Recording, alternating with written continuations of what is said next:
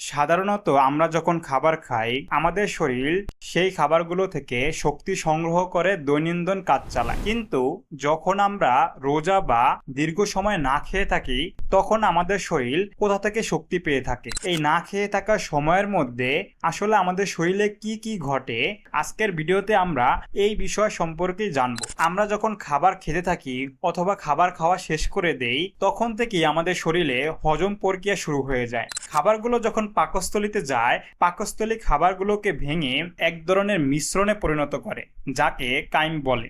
এই কাইম ধীরে ধীরে ক্ষুদ্রান্তে পৌঁছে যায়। এখানে খাবারের পুষ্টিগুলো ভেঙে আরো ছোট আকারে পরিণত হয় এবং অন্ত্রের দেয়াল দিয়ে রক্তে শোষিত হয়।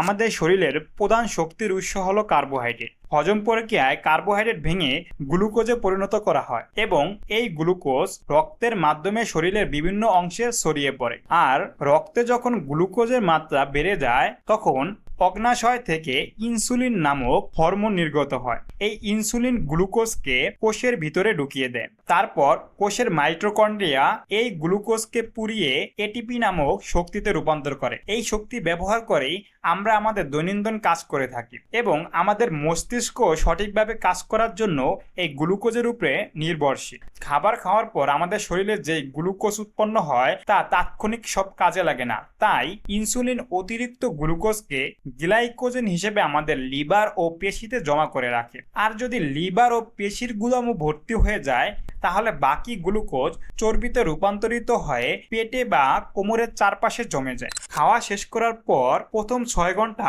এই প্রক্রিয়ায় চলতে থাকে। তারপরেও যখন আমরা শর্করা বা খাবার গ্রহণ করি না তখন রক্তে গ্লুকোজের মাত্রা ধীরে ধীরে কমতে থাকে। রক্তে যখন গ্লুকোজের মাত্রা কমতে শুরু করে তখন অগ্নাশয় থেকে গ্লুকাগন নামক আরেকটি হরমোন নির্গত হয়। এই হরমোন সরাসরি লিভারে গিয়ে সংকেত দেয় যে শরীরে গ্লুকোজের ঘাটতি দেখা দিয়েছে। গ্লুকাগনের সংকেত পেয়ে লিভার তার গুদামে জমা রাখা গ্লাইকোজেন ভেঙে গ্লুকোজে রূপান্তর করে এবং তা রক্তে মিশিয়ে দেয়। ফলে খাবার না খেয়েও আমাদের শরীর প্রয়োজনীয় শক্তির যোগান দিতে পারে। এই প্রক্রিয়ায় আরো 5 থেকে 6 ঘন্টা চলতে থাকে। মোট 12 ঘন্টার মধ্যেই আপনার লিভারে জমে থাকা গ্লাইকোজেন ধীরে ধীরে প্রায় শেষ হয়ে যায়। কারো কারো ক্ষেত্রে এই সময়টা একটু কম বেশি হতে পারে। যদি এই 12 ঘন্টা পরও শরীরে খাবার না দেওয়া হয় তাহলে শরীরে লাইপোলাইসিস প্রক্রিয়া শুরু হয়। এই প্রক্রিয়ায় আমাদের শরীরে জমে থাকা চর্বি বা ফ্যাট ভেঙে ফ্যাটি অ্যাসিড এবং গ্লিসারলে রূপান্তরিত হয়। এই ফ্যাটি অ্যাসিডগুলো রক্তের মাধ্যমে আমাদের শরীরের বিভিন্ন পেশি ও অঙ্গে পৌঁছে যায়। সেখানে কোষের ভেতরে থাকা মাইটোকন্ড্রিয়া এই ফ্যাটি অ্যাসিডকে পুড়িয়ে সরাসরি এটিপি বা শক্তিতে রূপান্তরিত করে। ফলে আমরা খাবার না খেয়েও সচল থাকতে পারি।